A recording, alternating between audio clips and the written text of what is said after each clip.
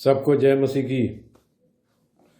आज भी हम उन वचनों की वो टीचिंग शिक्षा को कंटिन्यू करेंगे जो ज़ुबान में, आपकी ज़ुबान में जीवन और मृत्यु है।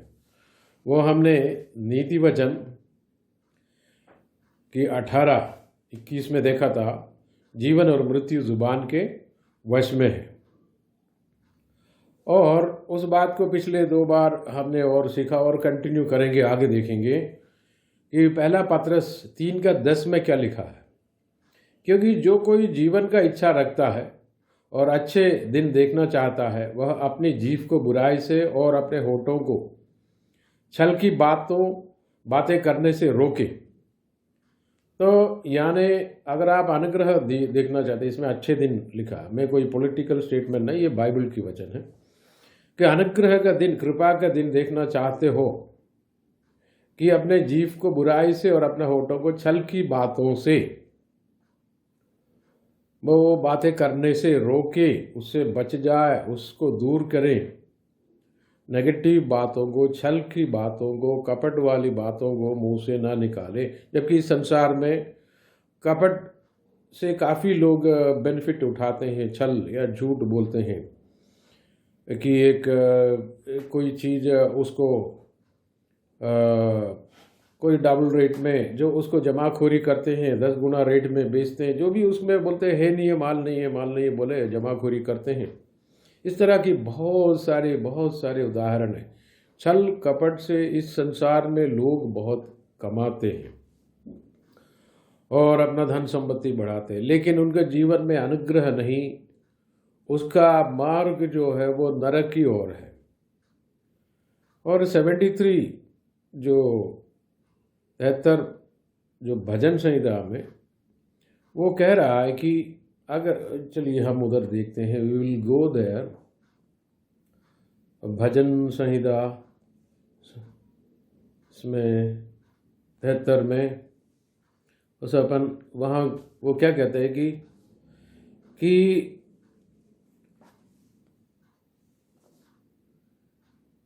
वो दुष्टों को कुशलता को देखता रहा और वो कहने लगा कि उन घमंडियों का विषय ढा करता था ये लोग, क्योंकि उनकी मृत्यु में वेदनाएं नहीं होती, परंतु उनका बल अटूट रहता और उनको दूसरे मनुष्यों की नाई कष्ट नहीं होता। ऐसे दुष्ट लोगों का एक वो बारे में लिखा।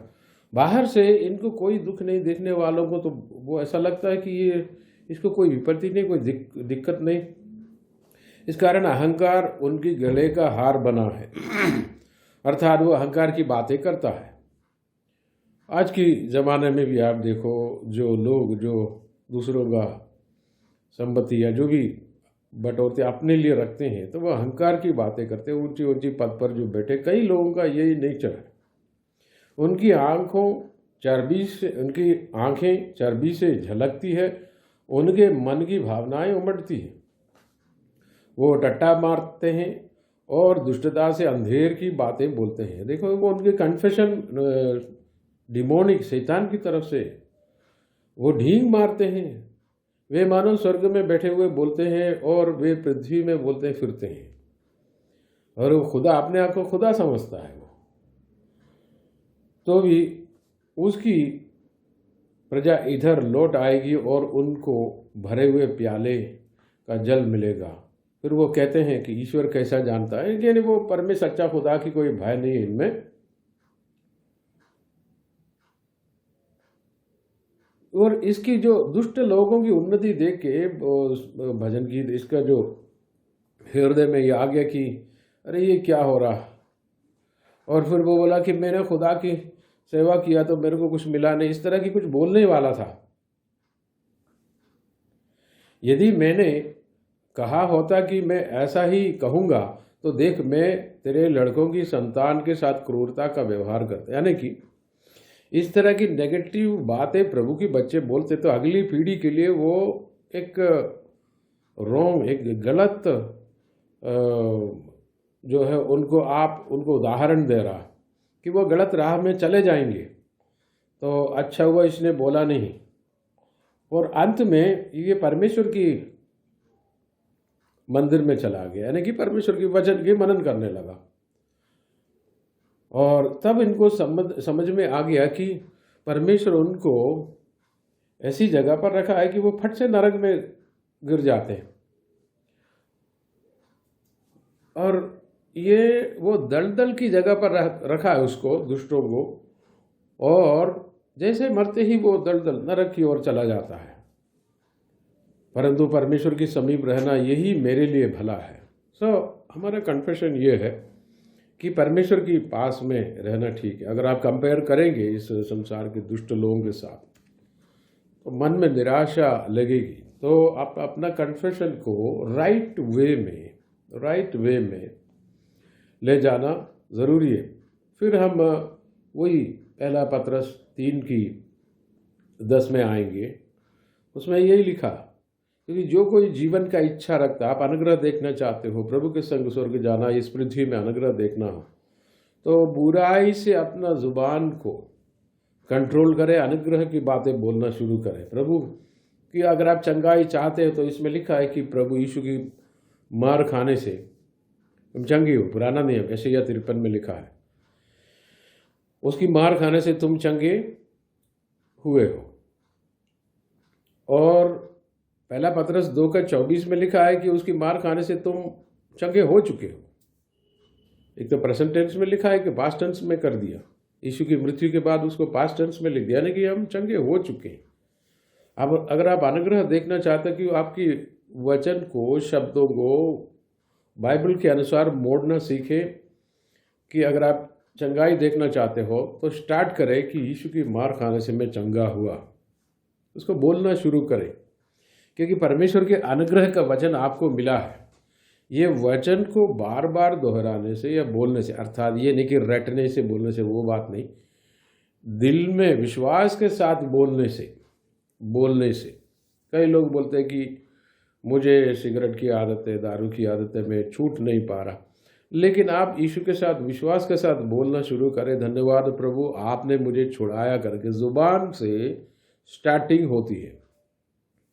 फिर भी आपकी आदत नहीं छूटा तो भी आप निराश ना हो, प्रार्थना के साथ अपना जुबान को फिर से बोले, बार बार बोले, चाहे तो 1000 बार भी आप बोल सकते हैं कि धन्यवाद हो प्रभु आपने मुझे उस बुरी आदत से छुड़ाया। बहुत सारी बुरी आदतें। तो अगर आप चाहते हो, आपकी दिल में चाहत है, कुछ लोगों की इच्छा है कि मैं प्रभु में रहूं, वो पता नहीं कोई बंधन से वो खींच जाता है, तो बार बार बोलना शुरू करें। 100% 100% आप उस बुरी आदत से बाहर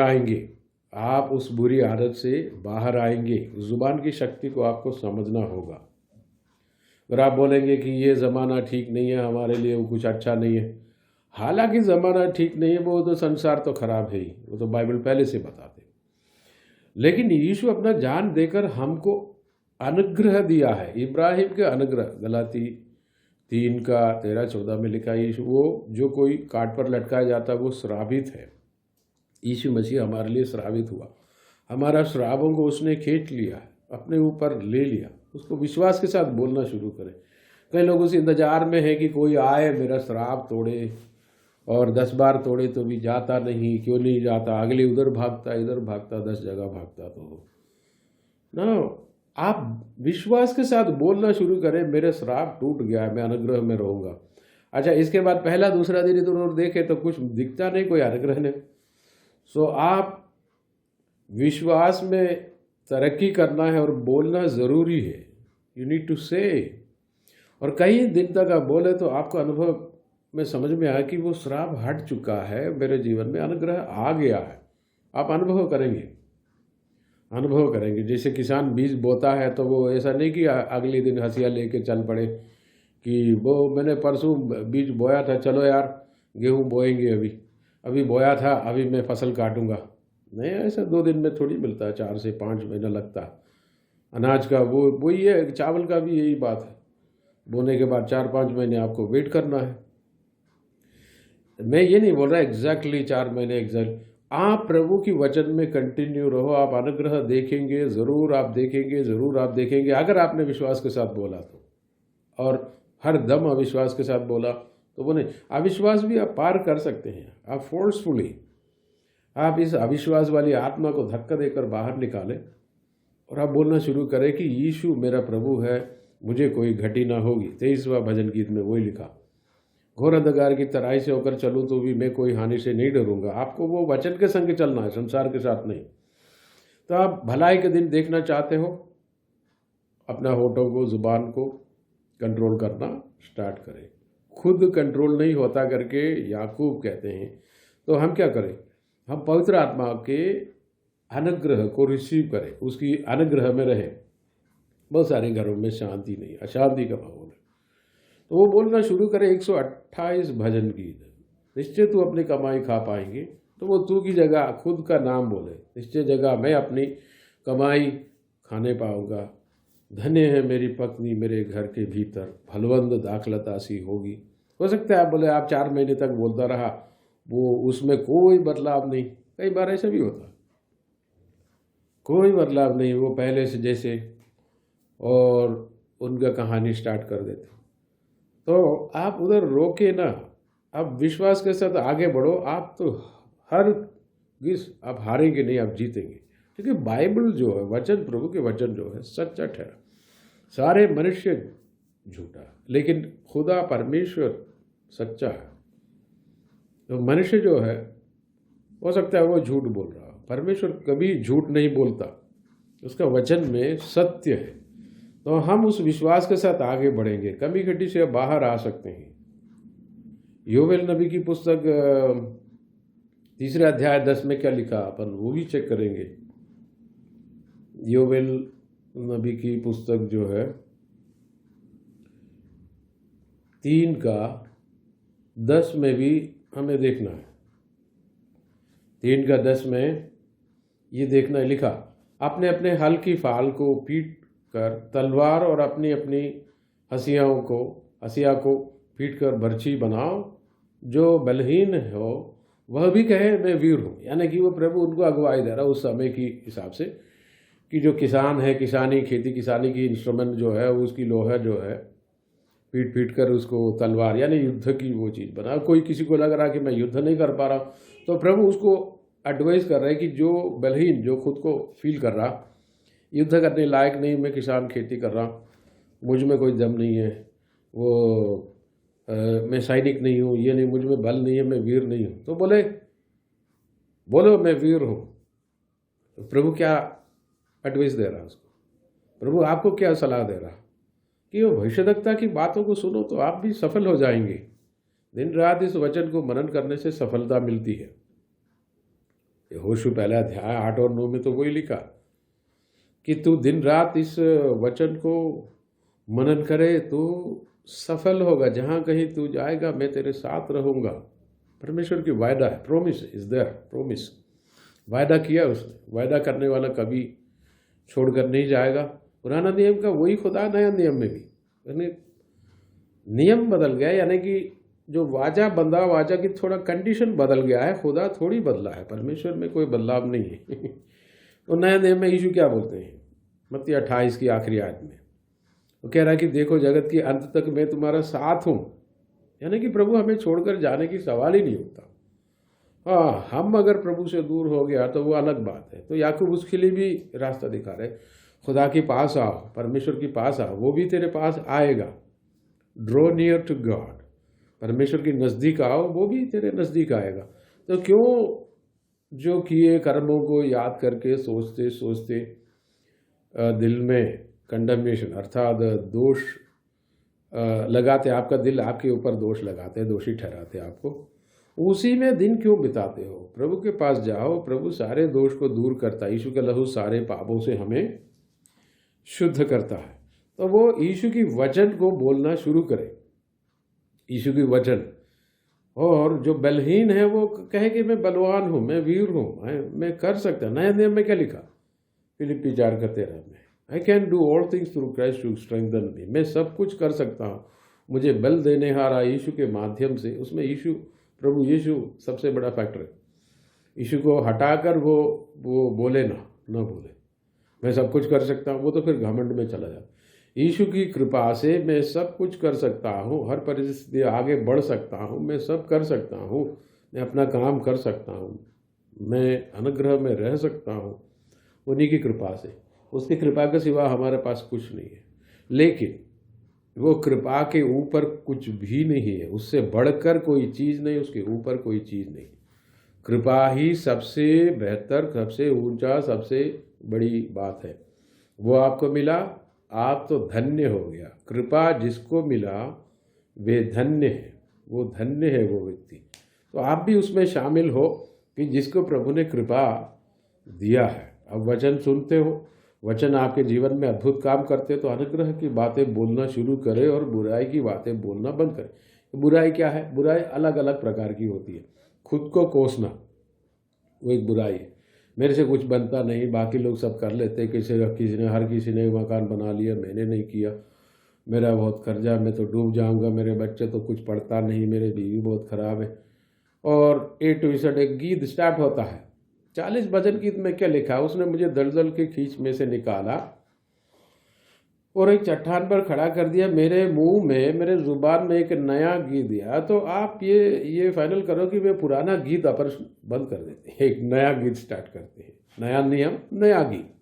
अब वो पुराना गीत चला गया। हमारा पुराना गीत रोज ये था, तो वो तो कोई बोलते है खड़की चल रहा है, कोई बोलते है कि कमी घटी है, कुछ नहीं है, लेकिन खुदा हमारा साथ है। हाँ, तो परिस्थिति बिल्कुल ऐसे दिखता है कि जब कुछ भी नहीं है, कुछ मिलने वाला नहीं, लेकिन आप परमेश्वर के अनुग्रह की बातें बोले। लेकिन संसार के लोग बोलते हैं जैसे कि ढींग ना मारे, वो बिल्कुल ऐसे दिखता है। वो उनके पास हो या ना हो तो ढींग मारते रहते हैं।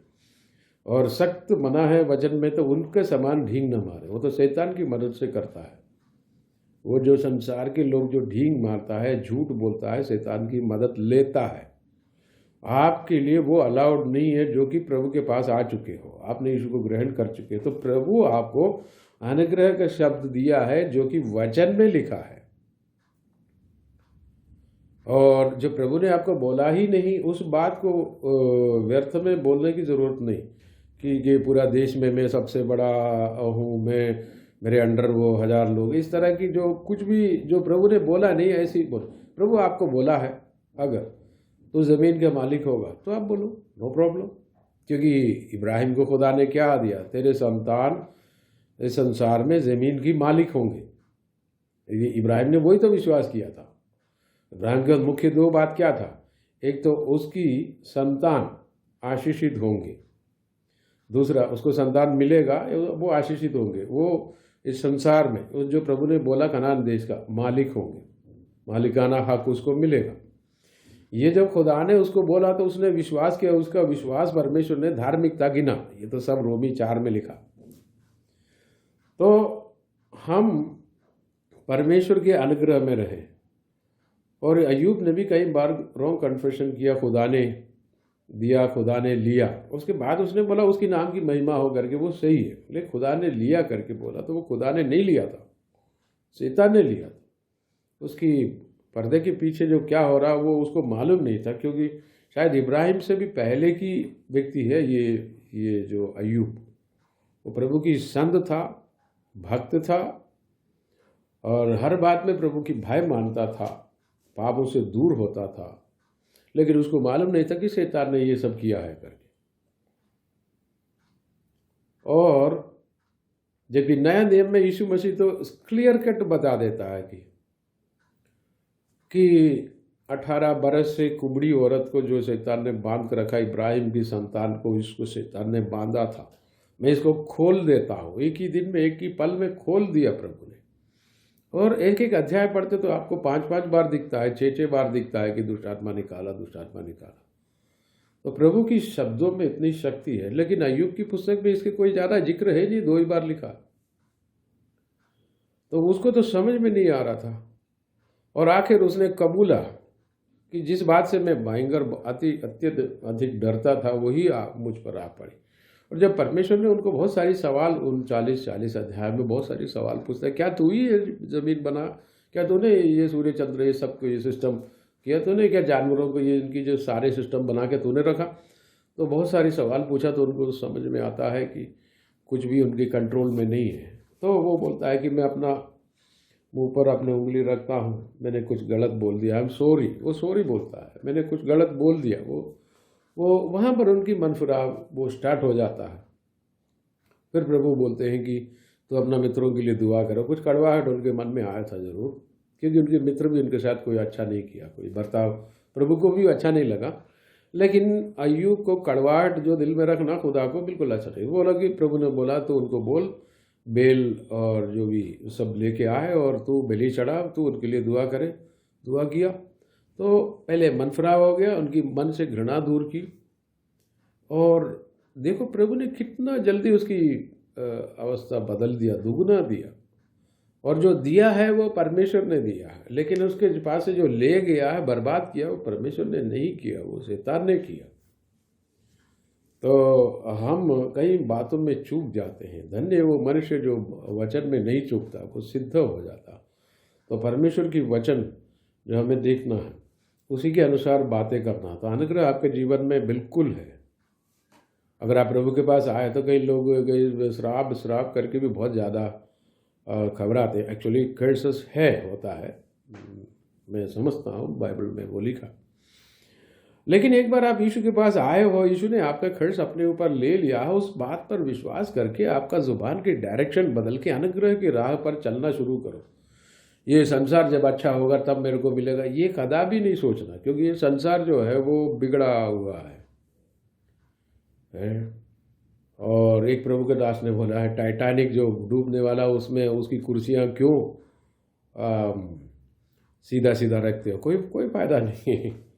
तो संसार को सुधारने की वो बातों में नहीं, प्रभु की वचन के अनुसार करो। संसार में से बहुत सारे लोग निकल कर यीशु की कृपा और आपके जीवन में उसकी उजियाला देखकर आपके नज़दीक आएंगे। आप में उनको रब दिखेगा। कई प्रभु के दास है, उनमें कई लोग हैं, उनमें कोई रब नहीं दिखता। कोई लोग उनको बोलते कि तुझ में कोई रब नहीं दिखता। आपके भीतर, मेरे भीतर प्रभु यीशु है, रब खुदा है। खुदा देखना चाहिए, उनको दिखना चाहिए। हम अपने अनुग्रह से, वो अनुग्रह देखकर वो आएंगे। एक तो हमारा जीवन का जो फल है, स्वभाव फल, वो भी उसको दिखाई देगा। दूसरा, अनुग्रह भी उसको दिखाई देगा। तो उसी से तो वो अट्रैक्ट होकर प्रभु में आता है। सो आप तो गरीब है और बहुत ज़्यादा, और उसको जाकर बोलता है कि प्रभु बहुत अनुग्रह देता, तो वो खुद आपको भी थोड़ा बहुत चेक करेंगे। भाई लोग आजकल जो है वो क्या है, आपको चेक करते हैं, एक दूसरे को चेक करते हैं। ऐसा तो वो नहीं है कि वो कोई बेवकूफ़ होंगे, एक आध दो बिना चेक किए वो करते हैं, लेकिन अधिकतर लोग जो है तेज हो गया, मतलब इतना वो नहीं है कि वो थोड़ा चेक कर लेते हैं। तो अनुग्रह जो है खुदा देता है। आप प्रभु के अनुग्रह की बातें बोलो। और योवेल नबी से सीधा हम गिनती की पुस्तक में आएंगे। परमेश्वर ने मूसा को क्या आज्ञा दी, गिनती 6:22 से लेकर थोड़ी देर अपन उसको भी देखेंगे। फिर यहोवा ने मूसा से कहा, हारून और उसके पुत्रों से कह दें कि तुम इस्राएलियों को इन वचनों से आशीर्वाद दिया करना। आशीर्वाद माने मुंह से दिया जाता है, शब्दों के थ्रू आता है। दिल से विश्वास से बोलते हैं, लेकिन मुंह से कहना, क्या कहना? यहोवा उसको, फिर वो आशीष है कुछ समय तक। यहोवा तुझे आशीष दे और तेरी रक्षा करे।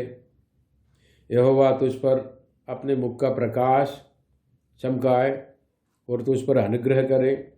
यहोवा अपना मुख तेरी ओर करे और तुझे शांति दे। क्या प्रभु नहीं चाहता कि आपको अनुग्रह मिले? प्रभु चाहता है। तभी तो मूसा को बोला, जाओ महायाजक आरोन और उसकी जो बेटे हैं उन सबको बुलाओ, उसको बोल दो इसी प्रकार से मेरे प्रजा को, मेरे बच्चों को आशीष दो।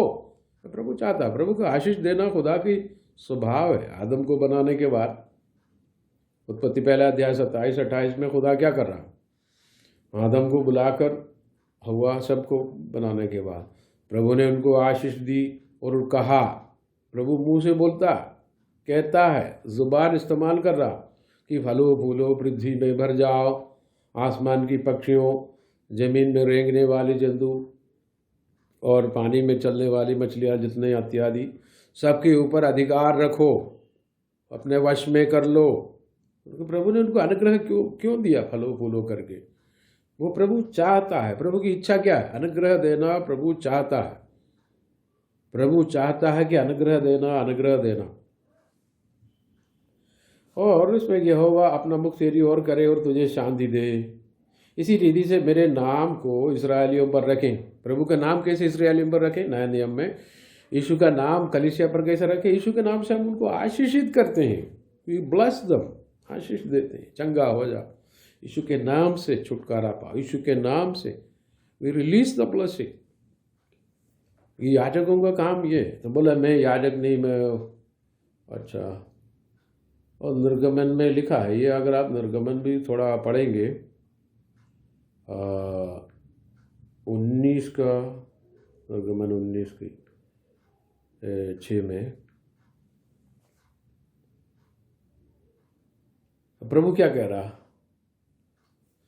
और तुम मेरी दृष्टि में, प्रभु कह रहा, तुम मेरी दृष्टि में याजकों का राज्य और पवित्र जाति ठहरेंगे।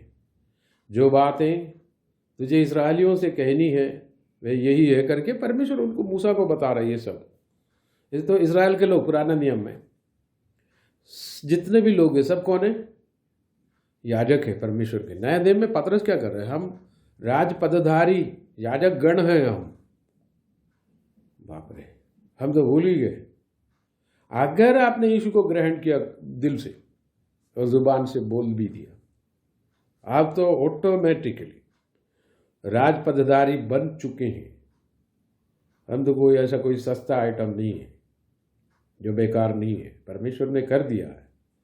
परमेश्वर ने हमें अनुग्रह के लिए बुलाया। हाँ, हो सकता है इस संसार में कई प्रकार की गतिविधि है, क्योंकि संसार प्रभु को नहीं जानता, पवित्र आत्मा को नहीं जानता।